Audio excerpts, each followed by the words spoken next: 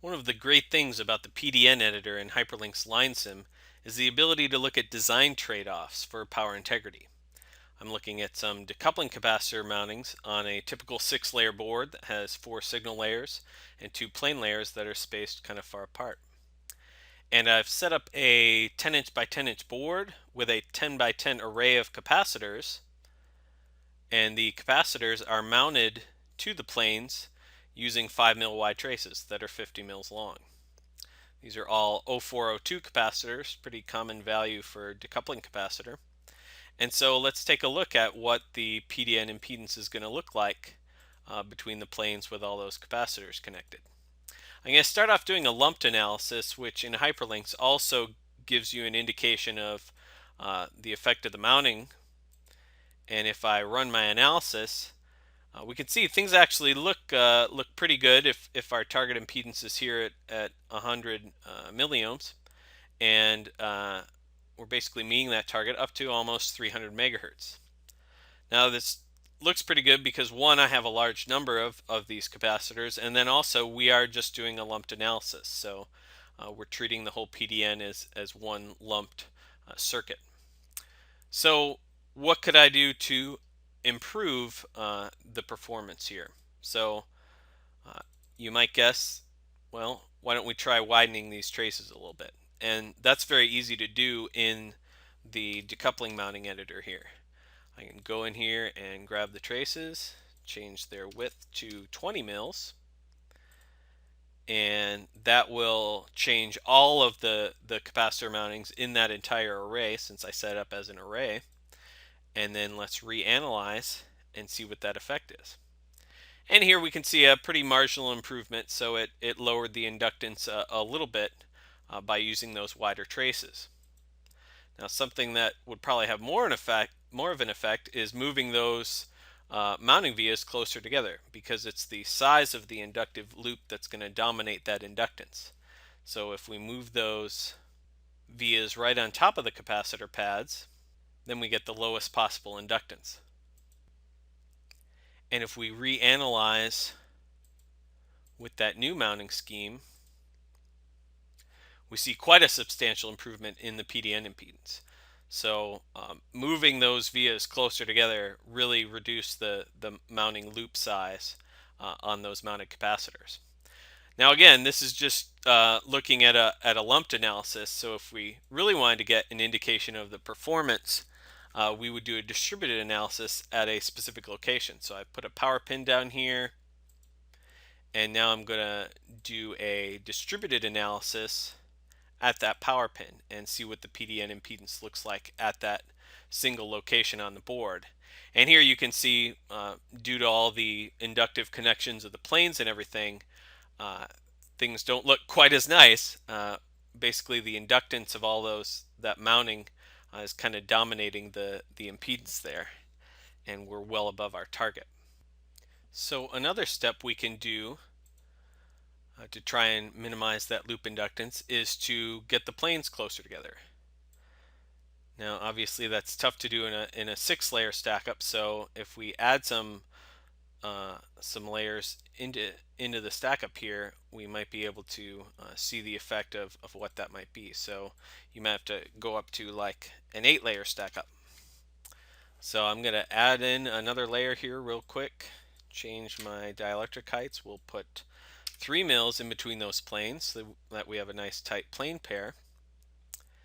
And then let's reconnect our capacitors to that lower plane pair. And also our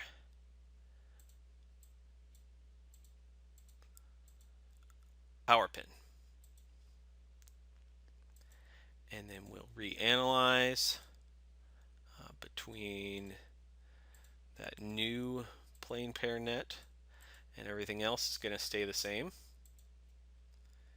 And we'll rerun that analysis. And if we load back in our previous distributed analysis result to compare, you can see that having that closely spaced plane pair in the red here made a substantial difference in the PDN impedance. And if we look at the stack up, we can see that even though the connection vias are now going deeper into the stack up to pick up that other plane layer. Because they're connected between a very closely spaced plane pair, the overall impedance of that mounted cap is going to be less. So, we put this plane pair down at the kind of the bottom of the stack up, but what if we added one towards the top of the stack up? So let me do that. And we'll call this one ground one. Make it a plane layer. And change those spacings too so that it mimics the bottom. So we have 3 mils between the planes. And now we'll reconnect this between those top layers. Change our power pin as well.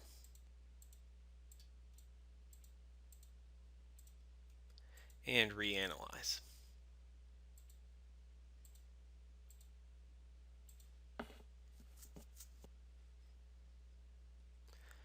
And with that complete, we'll load back in our previous results so that we can compare those. And you can see, okay, so the red is our latest result. So very, very only slightly better than the plane pair that was, all the way through at the bottom of the stack up. So actually the length of the vias didn't matter that much, so much as, really closely spacing those plane pairs. Now we can also see what would happen. I'm going to keep that. I'm just going to minimize that so that we keep those. We'll probably see even further improvements if we connected both those plane pairs in parallel. So we'll connect this side to the grounds, this side to the VCCs, and same with this guy, ground VCC, and then reanalyze.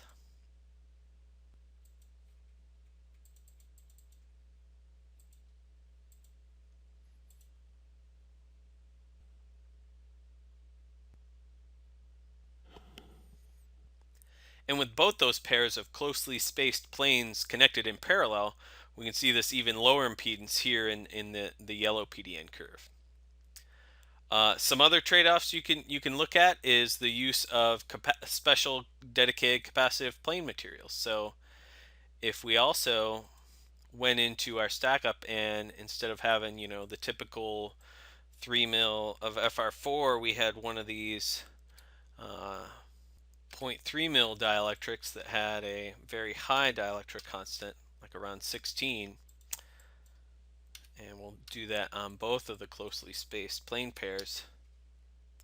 Here we're getting the benefit of added capacitance, but then also a much, much lower loop inductance as well. So if we rerun the analysis, we can see an even more substantial improvement.